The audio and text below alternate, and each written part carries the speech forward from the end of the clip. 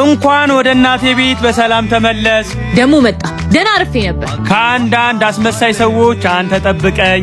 እኔ እንዳይሆን ብቻ አስመሳይ ያልከኝ ወጣኝ። አንቺ ነሽ ብዬሻለሁ። ከኔና ካንተ ውጪ እዚህ ሰው አለ?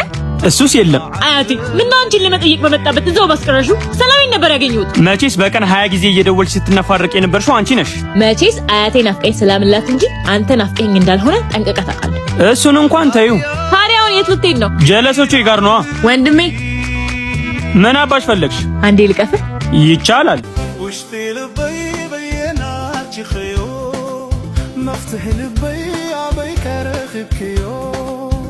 አሁን ሂድ።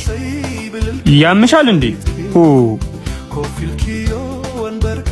አንቺ ግን ጥለሽን በዛው ሸመጠጥሽና ምን አባቴ ላድርግ? አያት ያለቅም ብላኝ እኮ ነው። ግን ያበደ ጊዜ ነው ያሳለፍኩት። ማን እዚህም ገና ታብጃታለህ።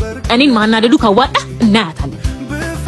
ሂሳብ አምጪልን እስኪ። አረ ይሄንን ማን ነኝ የምቆልፈው? አሮፍ ዛሬማ እንግዳ እኮ ነሽ። አረ በእናትህ አይሆንም እንዴ! ወይኔ መበላት አገነተረችኝ። ለቀፍስ ትለኝ ሲጀምር መጠርጠር ነበረብኝ። ቆይ አንዴ ስልክ አውርቼ ልምጣ።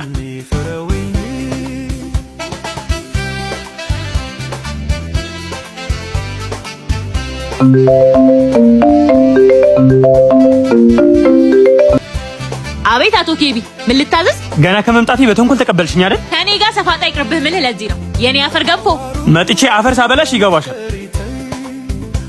ምን እሺ በቃ ይሄን ተቆልፎ ነገ እኔ እከስሃለሁ። ሲጀመር እኮ ነግሬሽ ነበር። ወይኔ ማርያም አዋረድሽ።